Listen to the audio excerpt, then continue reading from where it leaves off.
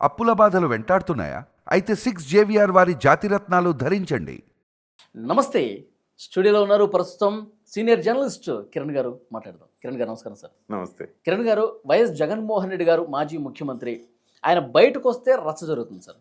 ఆయన బయట ఏ పర్యటన చేసినా కానీ విపరీతంగా గందరగోళం, ఆ సీఎం అంటూ నినాదాలు, వేల మంది రోడ్ల మీదకి రావటం, రచ్చ చేయటం, కొట్టుకోవటం, ఇదే కనిపిస్తుంది. రక్తపాతం మాత్రం జరగాల్సిందే. ఇవాళ కూడా ఒకళ్ళ తల పగిలినట్టు పరిస్థితుంది. ఆయన ప్రెస్ మీట్ పెట్టి చెప్తారు, రైతులకి బేడీలు వేస్తున్నారు, రైతుల్ని జైల్లో వేస్తున్నారు, రౌడీ షీట్లు తెరుస్తున్నారు రైతుల మీద. జగన్మోహన్ రెడ్డికి వచ్చినటువంటి ఆదరణ చూసి తట్టుకోలేక అడుగడుగున ఆంక్షలు. ఏం చెప్తారు?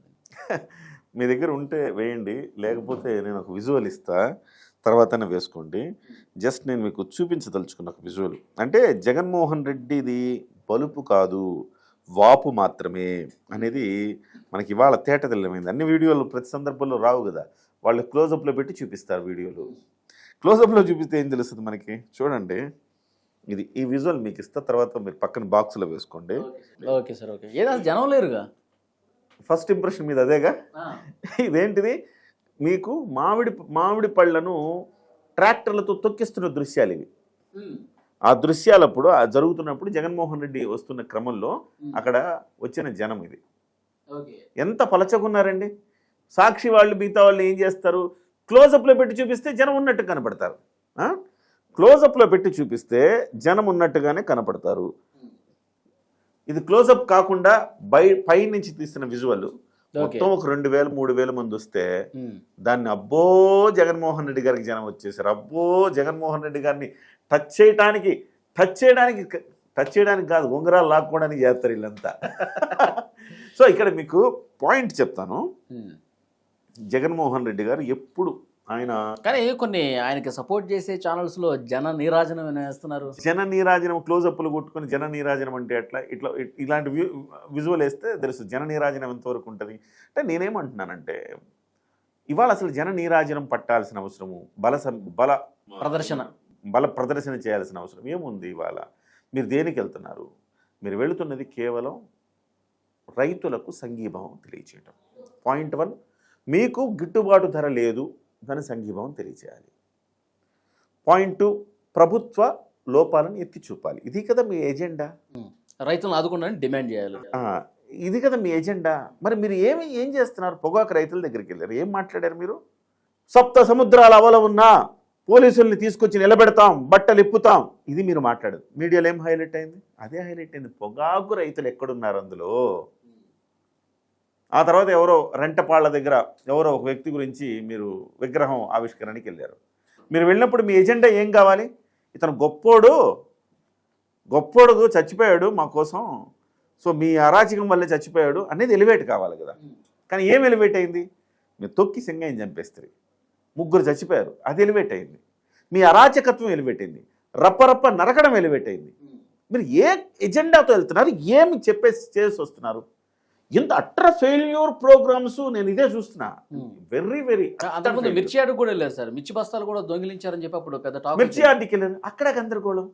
ఇవాళ ఇక్కడికి వచ్చిన తర్వాత వీళ్ళు ఇవాళ ఏం చేస్తారు? ఇవాళ కూడా ఆవేశపూరితంగా రైతులకు బేడీలు వేశారు.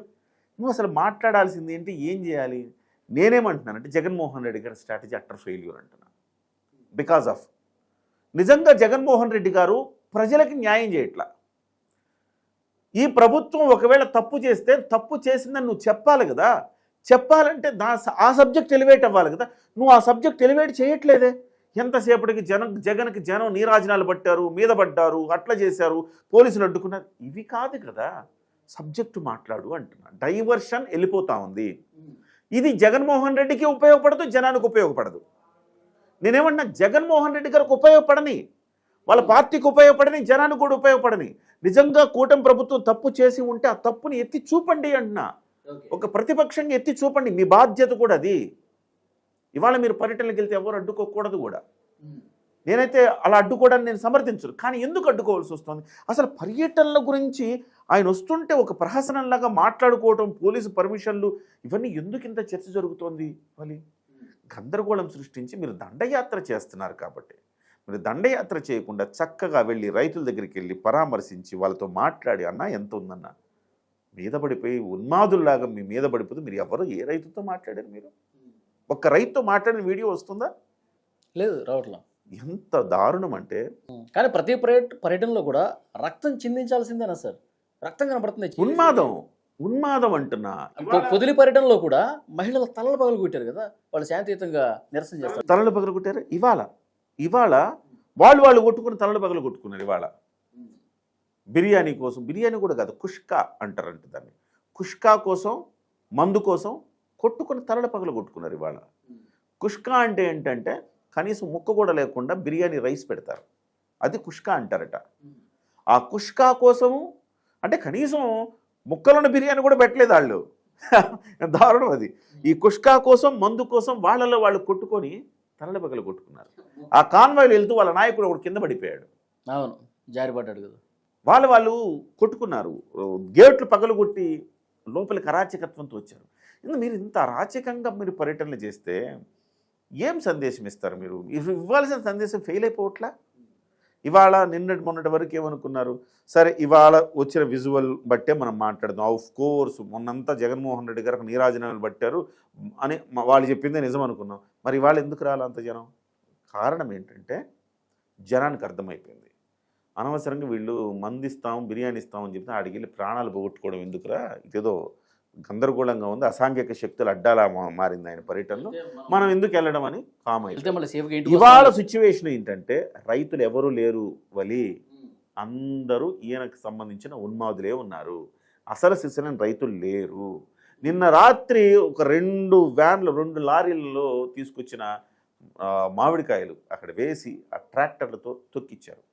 ఒక రైతు తన పంటని తన బిడ్డలా చూసుకుంటాడు, అలాంటి రైతుకు సంబంధించిన పంటను అన్యాయంగా ట్రాక్టర్తో కస తొక్కి చూడండి, వాళ్ళ మనస్తత్వం చూడండి. ఏదైనా తొక్కాల, ఒక దగ్గర సింగాయిని తొక్కుతారు, ఒకసారి మామిడికాయలు తొక్కుతారు, ఇంకో దగ్గర ఇంకో తొక్కుతారు, తొక్కాలి.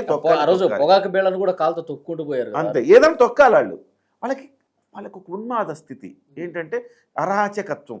వాళ్ళ మానసిక స్థితి చూడండి. రప్ప నరుకుతామంటే ఎందుకు నరికితే తప్పేంటంటాడు జగన్మోహన్ రెడ్డి గారు. అంటే వాళ్ళది ఒక ఉన్మాద స్థితిలోకి వెళ్ళిపోయారు. వాళ్ళు ఆ ఉన్మాద స్థితిలో వాళ్ళు ఏం చేస్తున్నారు వాళ్ళకి అర్థం కావట్లా.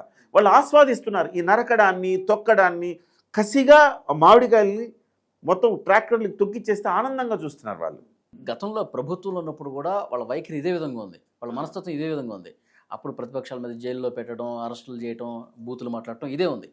ఇప్పుడు ప్రతిపక్షంలో ఉన్నప్పుడు కూడా దానికి మించినట్టుగా చేస్తూ ఉన్నారు.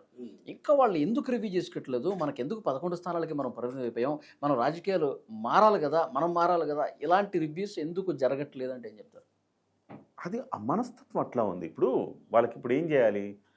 వాళ్ళు రివ్యూ చేసుకోరు, వాళ్ళకి ఎవరైనా మానసిక నిపుణులు సాయం తీసుకోవాలి. వాళ్ళు జగన్మోహన్ రెడ్డి గారికి అవసరం అంటారా మానసిక ట్రీట్మెంట్? అంటే వైసీపీ నాయకులందరికీ, నేను జగన్మోహన్ రెడ్డి గారి గురించి చెప్పను, వైసీపీ వాళ్ళందరికీ. ఎందుకంటే మీరు ఇలా ఆలోచించడం తప్పు. సలహాదారులు మంచోళ్ళు కావాలి వాళ్ళకి కావాల్సిన సలహాదారులు ఎవరంటే సజ్జల గారిని మార్చేయమంటారా? ఫస్ట్ సజ్జల గారు ఉన్నారు, ఇంకొకళ్ళు ఉన్నారు, నాకు తెలియదు. కానీ నేనేమంటున్నానంటే మీ ఎజెండా ఏదో ఆ ఎజెండా కాకుండా మీ సైడ్ వెళ్ళిపోతా ఉంది. మీ ఎజెండా అరాచకత్వం వైపు మళ్ళుతోంది. మహిళలను తిట్టడంలో ఆనందపడుతున్నారు, మనుషులు తొక్కించడంలో ఆనందపడుతున్నారు, మామిడికాయల లోడ్ని తొక్కించడంలో ఆనందపడుతున్నారు, పొగాకు బేళ్లను తొక్కించడంలో ఆనందపడుతున్నారు, మీరు రప్పరాడించి నరకడంలో ఆనందపడుతున్నారు. మీరు ఈ మనస్తత్వాన్ని మీరు మార్చుకోనంత కాలము చివరికి గ్రేట్ ఆంధ్ర కూడా నెగిటివ్గా రాసింది. వాళ్ళ పత్రికే కదా గ్రేట్ ఆంధ్ర. వాళ్ళు ఏం రాశారంటే మీరు మారనంత కాలం పార్టీ బలపడదు, వేస్ట్ ఇదంతా అని చెప్పింది. ఒక మహిళను మీరు అసభ్యకరంగా మాట్లాడి, జుగుప్సాకరంగా మాట్లాడితే మీకు మీ అధినేత మద్దతు ఉంటుంది ఇక్కడ. సో ఎట్లా ఆలోచించాలి వీళ్ళని? సో నేనేమంటున్నానంటే ఫైనల్గా ఈ పర్యటన తోతాపురి మామిడికాయల రైతులను పరామర్శించడానికి అసలు సెన్స్ ఉందా? అవలి మామిడికాయల సీజన్ ఎప్పుడు, మీరు ఎప్పుడు వెళ్ళి పరామర్శిస్తున్నారు? మామిడికాయల సీజన్ 4 నెలల నుంచి నడుస్తూ ఉంది. మీరు లాస్ట్లో ఇంక అయిపోయింది అంతా, లాస్ట్ పంట వచ్చినప్పుడు ఇప్పుడు వెళ్ళి మాట్లాడతారా? సమస్య పట్ల ఆయన చిత్తశుద్ధి అర్థమవుతుంది. ఎవరి ప్రయోజనాల కోసం ఆలోచిస్తున్నారు మీరు? 2, మీతో మీ పక్కన పెట్టుకున్న వాళ్ళు, లెఫ్ట్ అండ్ రైట్ పెట్టుకున్న వాళ్ళు ఇద్దరు పారిశ్రామికవేత్తలు అంటే వాళ్ళకి మామిడికాయల పరిశ్రమలు ఉన్నాయట, ఆ పలుపు తీసే పరిశ్రమలు ఉన్నాయట. వాళ్లే కేజీ 2 రూపాయలు 3 రూపాయలు బెదిరించి కొన్నారు. ఇక మీకు ఏం అర్హత ఉంది కాబట్టి మీరు రైతుల దగ్గరికి వెళ్ళి నాకు 12 రూపాయలను 16 రూపాయలను మాట్లాడడానికి? విచిత్రంగా లేదా ఇది? సో మీరు ఏం ఎజెండాతో వెళ్తున్నారు? సో అది తేలిపోయింది. జనమా తేలిపోయింది. రైతులా రాలేదు. మీ రౌడీ షీటర్లు, మీ ఉన్మాదులు వచ్చారు, వాళ్ళ మీద కేసులు పెట్టారు. తప్పేంటి? So utter flop. ఓవరాల్గా మీరు ఏం చెప్పదలుచుకున్నారో అవన్నీ పోయినాయి. అట్టర్ ఫ్లాప్ అయిపోయింది పర్యటన అని చెప్పాలి. ఇకనైనా నేను ఒక చిన్న సజెషన్ చేస్తాను, ఒక పౌరుడిగా, ఒక జర్నలిస్ట్గా ఒక సజెషన్ చేస్తున్నాను. ఇక నుంచి సబ్జెక్ట్ మాట్లాడండి. మీరు ఎవరి దగ్గరికి వెళ్ళినా ఆటో టప్పాలొద్దు, హడావిడి వద్దు, ఆర్భాటం వద్దు. ఇవాళ మీకు ఎంత జనం వచ్చారని ఎవరు లెక్కలు వేయరు. ఇదేం బల ప్రదర్శన వేదికలు కాదు ఇవి. సో మీరు వెళ్ళాలా, వాళ్ళని పరామర్శించాలా, వాళ్ళ బాధ తెలుసుకోవాలా. మీడియా మైక్ పెడితే పోలీసులను కొడతా, పోలీసులు బట్టలోడ తీస్తా, అధికారులు జాగ్రత్త, ఇవి కాదు మీరు మాట్లాడాల్సింది. రైతన్నలకు ఇది తక్కువైంది, ఇది చేయాలి, ఇది చేయాలి, చేయాలి. రాసుకోండి మొత్తం. రేపు అసెంబ్లీలోకి వెళ్ళండి. 2వ వారంలో అసెంబ్లీ ఉంది, ఆగస్టు 2వ వారంలో. కడిగి పడేయండి ప్రభుత్వాన్ని. ఇది కదా మీరు చేయాలి. ప్రభుత్వం మీరా తేల్చుకోండి. ప్రజలు చూస్తాం, మేము ప్రజలుగా, పౌరులుగా మేము చూస్తాం. అంతే తప్ప ఈ డ్రామాలు. మీకు వస్తారని నమ్మకం ఉందా అసెంబ్లీకి? ఇంకెప్పుడు వస్తారండి? ఆల్రెడీ ఇంకా ఆయన అసెంబ్లీకి వస్తే ఎక్కడ నన్ను కర్మ మళ్ళీ రిటర్న్స్ అవుద్దని ఆయన భయపడుతున్నాడు. ఎప్పుడైతే ఆయన చంద్రబాబు గారిని, భువనేశ్వరం గారిని ఆయన నానా మాటలు అనిపించాడో అవే రిటర్న్ అవుతాయి కదా, అదే ర్యాగింగ్ వస్తుంది కదా, భయపడుతున్నాడు ఆయన. సో ఆ భయం నుంచి ఆయన కోలుకోలేదు కాబట్టి ఆయన రాడు. నేనేమంటున్నానంటే ఒక కోరిక, ఒక సామాన్యుడు, ఒక కామన్ మ్యాన్గా, ఒక పౌరుడికి, ఒక జర్నలిస్టుకు ఒక కోరిక ఏంటంటే బలంగా ఉండాలి ప్రతిపక్షం, ప్రశ్నించాలి ప్రతిపక్షం అని కోరుకుంటున్నాను. సరే, ఆయన రాకపోయినా మిగతా 10 మందినైనా పంపిస్తే బాగుండు. ఆయన రాకుండా 10 మంది వస్తే ఇప్పుడు ఆయన భయస్థుడు, ఆయన పిరికి పొందని అంటారు కదా అందరూ. అందుకోసం ఆయన అలా పనిచేయడు. ఎందుకంటే ఇదేదో స్ట్రాటజీగా మేము వెళ్ళట్లేదని చెప్తాడు. కానీ రిజిస్టర్లో వచ్చి దొంగ సంతకాలు పెడుతున్నారండి కదా సార్, నిజమేనా? అన్నీ చేస్తారు. అంటే మళ్ళీ సభ్యత్వం ఎక్కడ పోద్దని ఇలాంటివన్నీ చేస్తారు. కానీ దయచేసి నేనేమంటున్నానంటే స్ట్రాటజీ మార్చుకోండి. మీకోసం కాకపోయినా ప్రజల కోసం మార్చుకోండి. ఒక మంచి ప్రతిపక్షంగా వ్యవహరించండి. మేము కూడా వెల్కమ్ చేస్తాము. మాకు అది కావాలని కోరుకుంటున్నాం. చూద్దాం సార్, మార్పు వస్తుందో లేదో చూద్దాం. నెక్స్ట్ వీడియోలో మళ్ళీ దాని గురించి మాట్లాడుకుందాం. Thank you very much. నమస్తే.